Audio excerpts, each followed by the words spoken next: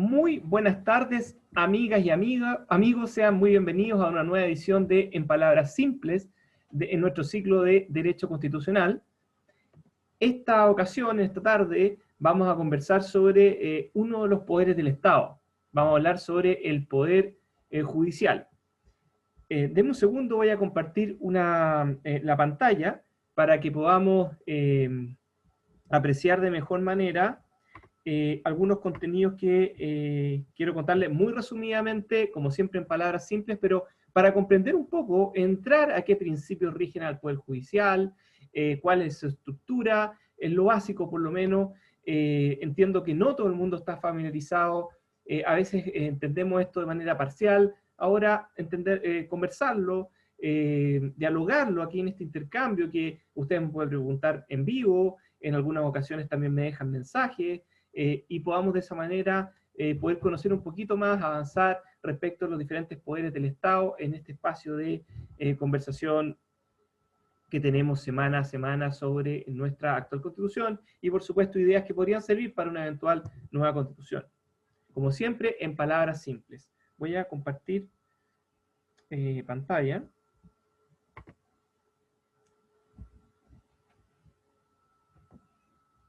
Esto demora un poquito.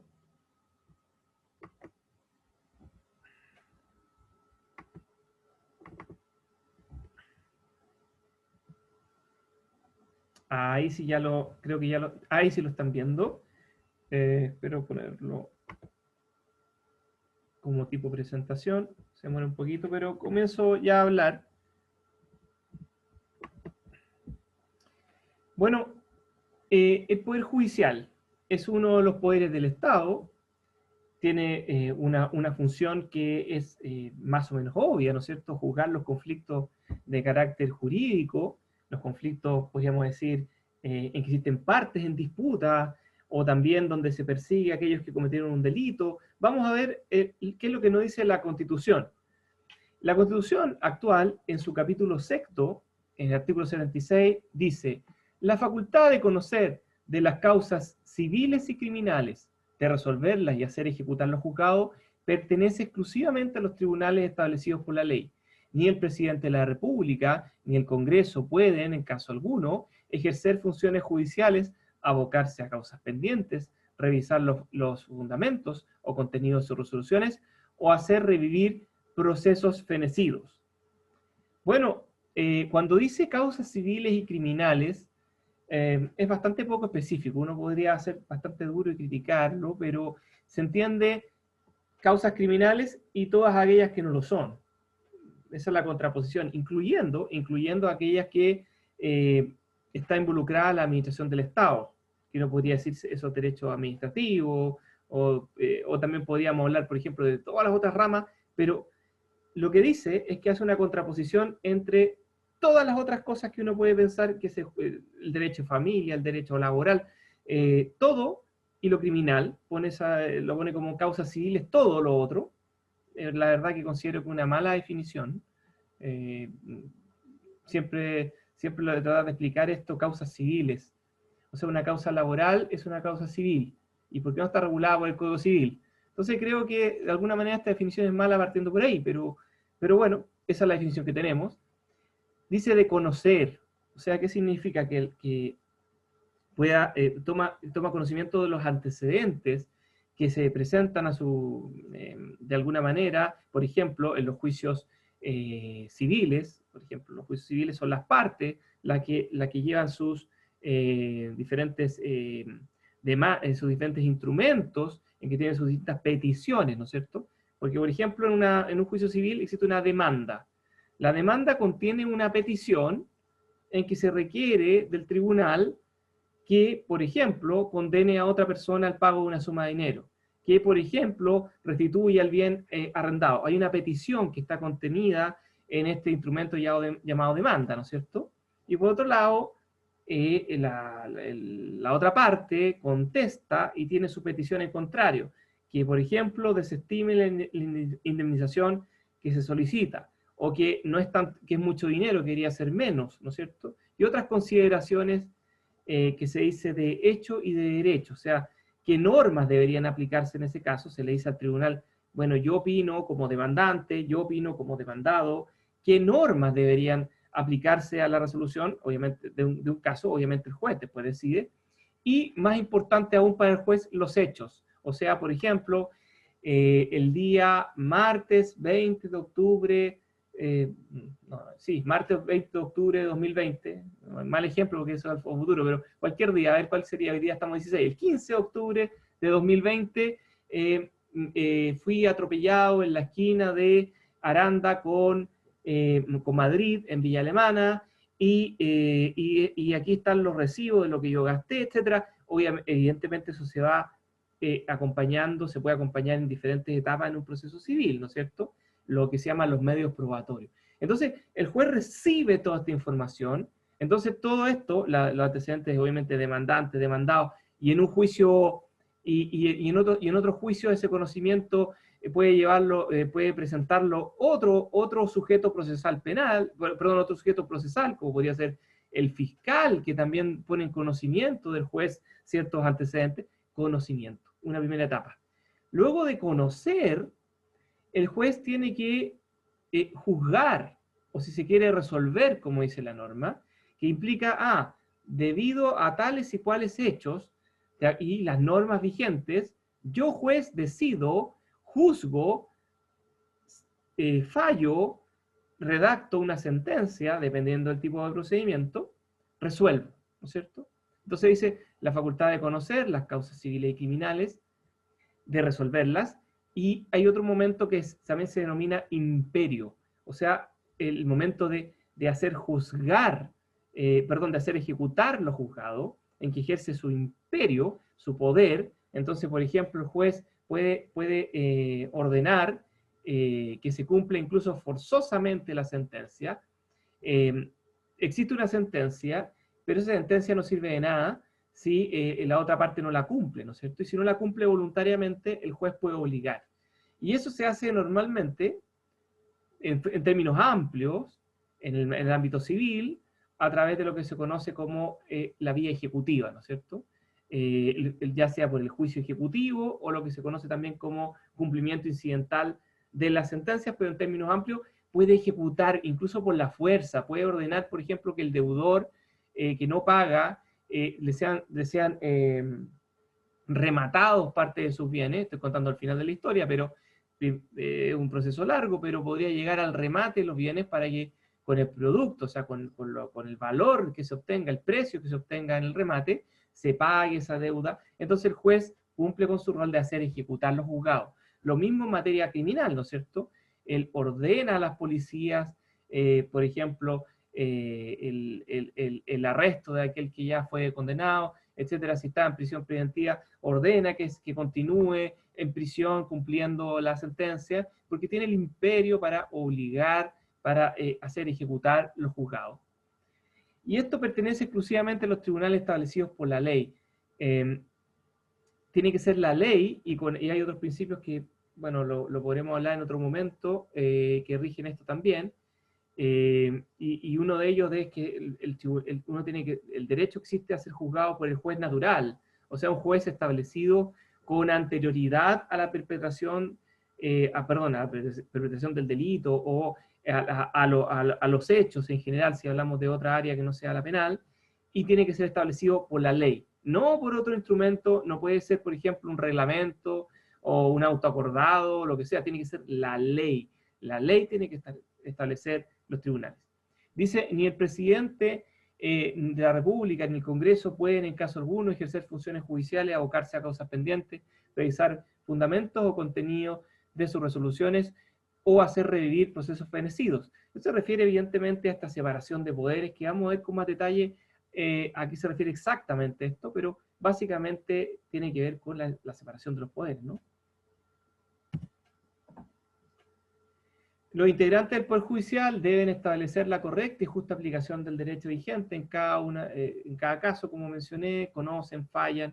El Poder Judicial ejerce la facultad de hacer ejecutar los juzgados, conocida como imperio, como les decía, y esto implica que la judicatura puede impartir órdenes directas a las fuerzas públicas, carabineros, policías, para efectos de cumplir la resolución en caso de incumplimiento. Esto es distinto a lo que existía en el pasado, en que donde regía la Constitución del 25, se solicitaba al Poder Ejecutivo que entregara la fuerza pública para poder realizar diversas gestiones. Y eso evidentemente entorpecía y afectaba la independencia de los tribunales también.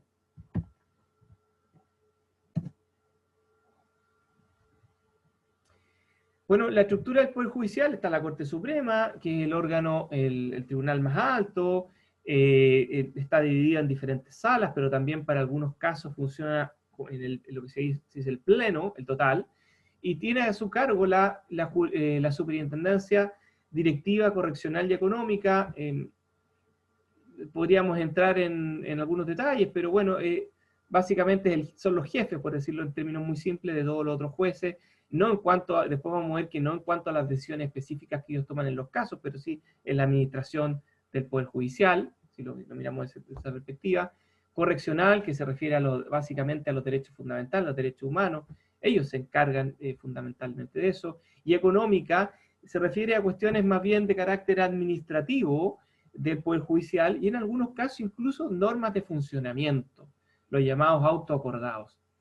Bueno, salvo el Tribunal Constitucional, que por supuesto está fuera, porque es un poder también autónomo e independiente, lo mismo que el Tribunal Calificador de Elecciones, los tribunales electorales y los tribunales militares en tiempo de guerra, algo muy excepcional, no lo hemos vivido bajo el imperio de la Constitución del 80. Jerárquicamente por debajo de la Corte Suprema están las Cortes de Apelaciones. Las Cortes de Apelaciones están distribuidas en todo el país. Bueno, es muy importante que ellos son los jefes jerárquicos en esta estructura a nivel regional. En la región metropolitana sabemos que está también la de San Miguel, no solamente la de Santiago. Debajo de esta corte de Apelaciones hay tribunales que están divididos generalmente, en términos muy simples, en distintas materias.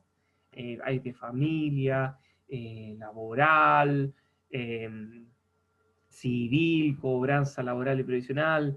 Hay juzgados que están dentro del Poder Judicial. Y alguien me podría decir, bueno, el policía local no está dentro del Poder Judicial, es una situación diferente. Alguien me podría decir los tribunales aduaneros.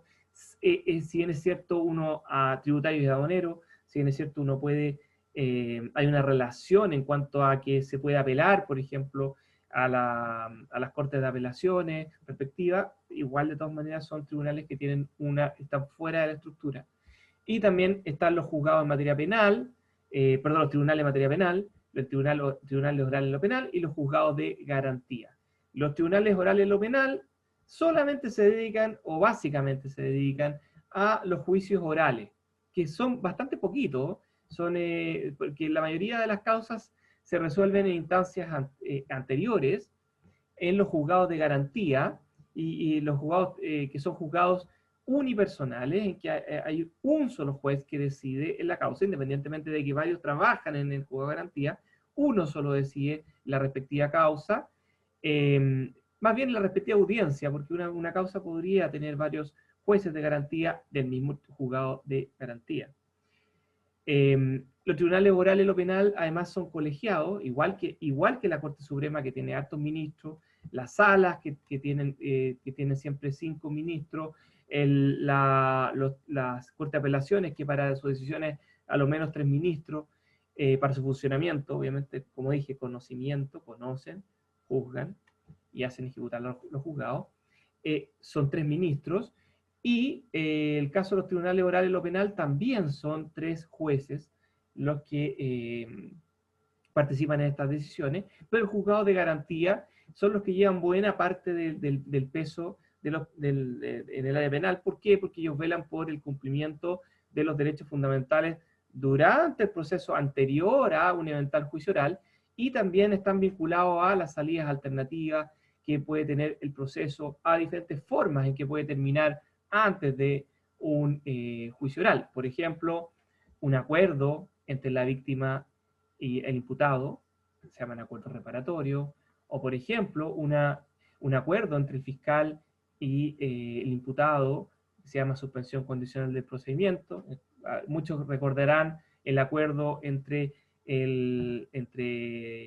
la Fiscalía y Arturo Vidal, por ejemplo, en el caso de la lamentable conducción en estado de ebriedad, no sé si ustedes recordarán ese caso, y se llegó a un acuerdo, y ese acuerdo implicó varias cosas. Por ejemplo, bueno, se establecía un domicilio durante un periodo de 2 años, tenía que establecer un domicilio, y si lo cambiaba tenía que señalarlo al tribunal.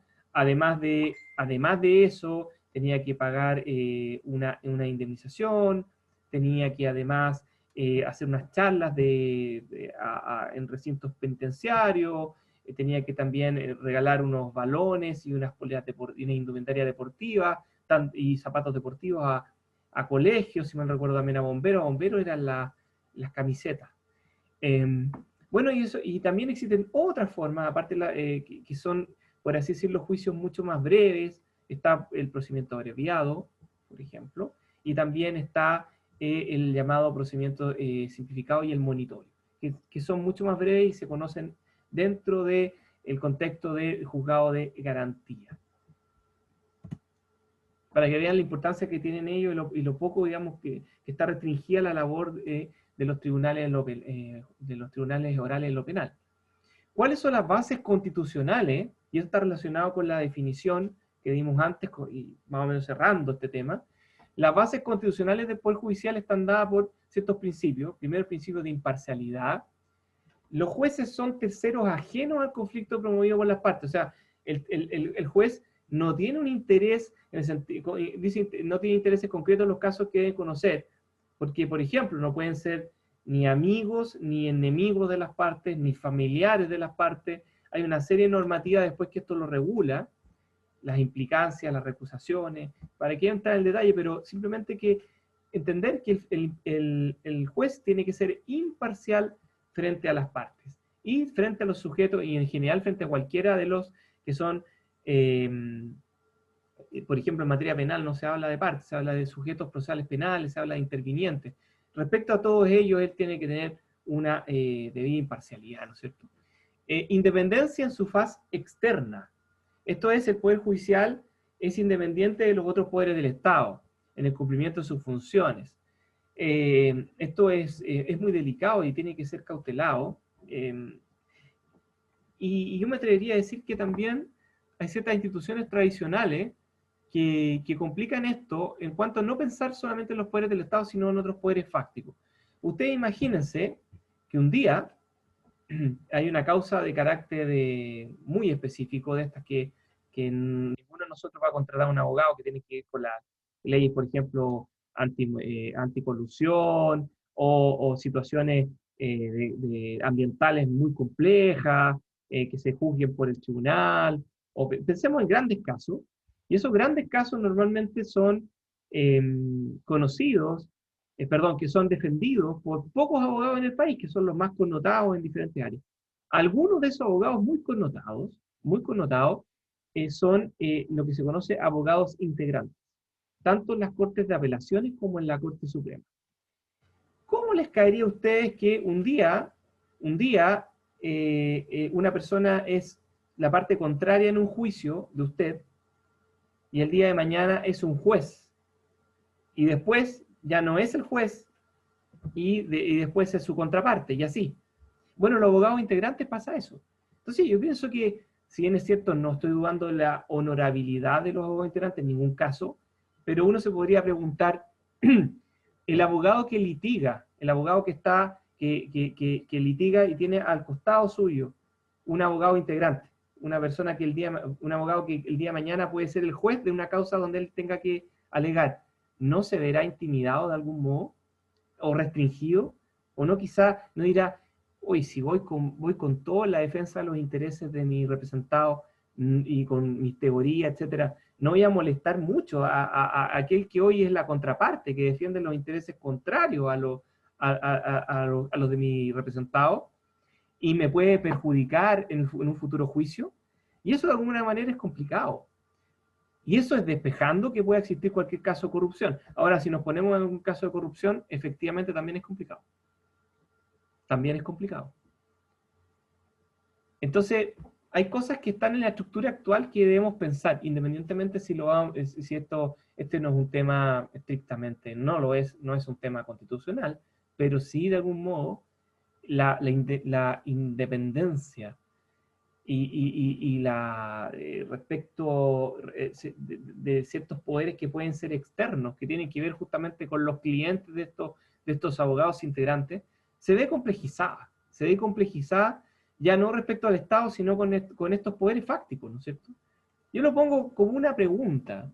Tengo una idea respecto a eso, que efectivamente creo que por lo menos, en el mundo en que estamos, en que todo se tiene que transparentar, yo prefiero que sean todos jueces profesionales y que tengan mucha distancia con respecto a el mundo de la empresa, con respecto al mundo social, respecto a todo.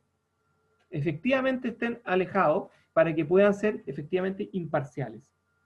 Respecto a la fase interna, esto quiere decir que ningún juez puede dar órdenes a otro, es lo que le decía en un principio, pues cada juez es independiente para decidir los casos dentro de su competencia.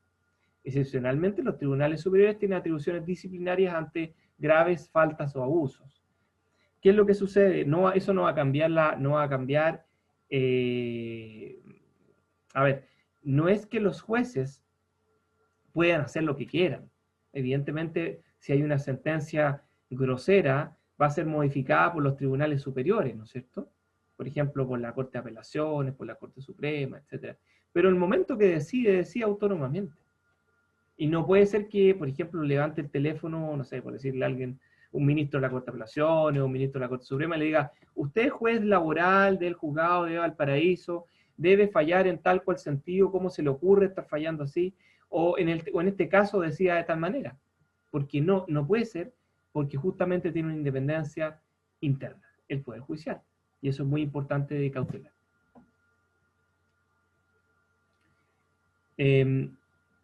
Queda muy poquito, yo suelo decir eso y a veces no cumplo tanto, pero ahora sí queda muy poquito, así que si están ahí conectados o conectados o si después o dicen no, si lo voy a ver después, quédense un poquito más, vamos a terminar. El principio de legalidad es un principio que rige no solamente el Poder Judicial, sino que a todos los poderes del Estado, lo vimos en sesiones anteriores, muy rápido. Evidentemente los tribunales son constituidos por jueces que están nombrados de acuerdo a la Constitución y las leyes. Los jueces, además, se rigen por el procedimiento establecido en la ley y obviamente normas procesales que también emanan de la Constitución. También tiene que respetar eso en su procedimiento, o sea, la forma en que el juez se relaciona con los diferentes sujetos en el proceso penal. Digo sujetos porque en materia penal son sujetos procesales penales y en materia civil hablamos de parte, pero diferentes actores, sujetos, intervinientes, las diferentes denominaciones que tienen aquellos que interactúan con él en el marco de un proceso, subordinado a su decisión. Recordemos que respecto a esto, lo que resuelve el juez es, entre comillas, la ley del caso. Bueno, y además el principio de legalidad establece algo muy importante, es que el juez tiene que decidir, fallar, resolver el conflicto de acuerdo a lo que establece la Constitución y las leyes. La Constitución, las leyes, los tratados internacionales, en algunos casos también la costumbre, cuando la ley justamente se remite a esta fuente, pero no, ya más de detalle eso. Pero básicamente la Constitución, tratados internacionales, las leyes. Los jueces además son inamovibles.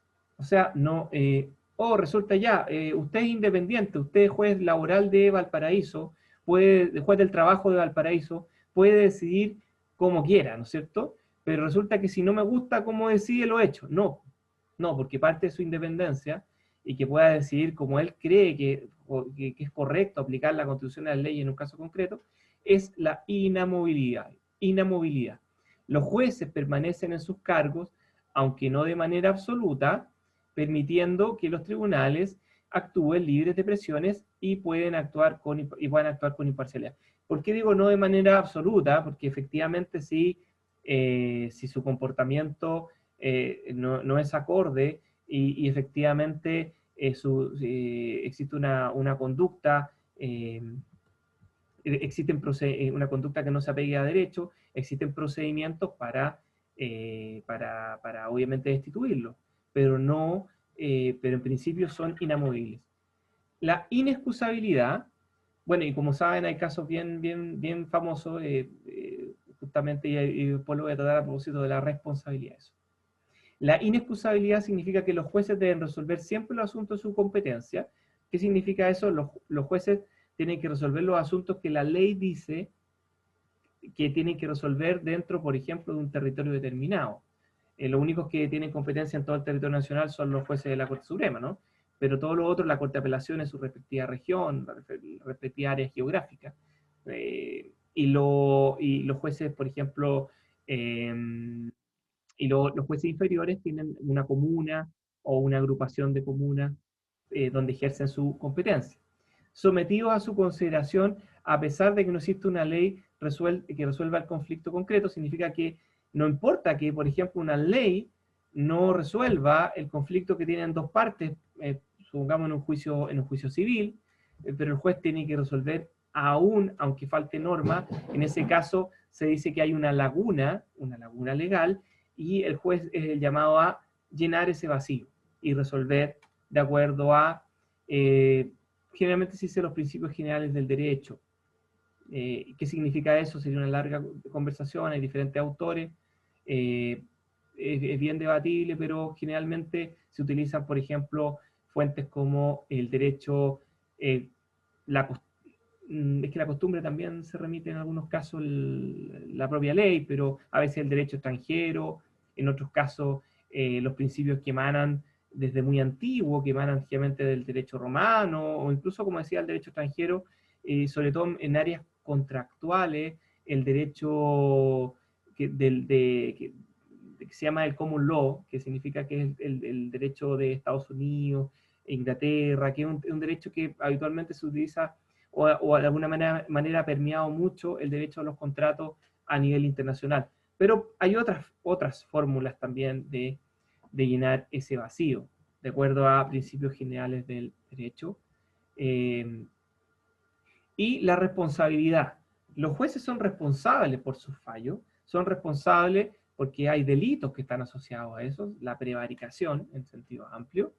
También está la responsabilidad civil, si hubiese un fallo grosero, podrían ser responsables de un daño a ciertas personas y deberían ser responsables y indemnizar por ese daño. Obviamente tiene que ser algo grosero, eh, porque evidentemente el error no está completamente excluido. Y además de eso existe responsabilidad penal, evidentemente los jueces son responsables, ya dije penal, civil, administrativa, si evidentemente no realizan bien su labor, no cumplen, por ejemplo, con los fallos, realizar sus fallos a tiempo, dilatan sus labores, una serie de aspectos administrativos pueden ser justamente destituidos por ese incumplimiento administrativo, luego evidentemente de de malas evaluaciones. No es el momento de entrar en detalle.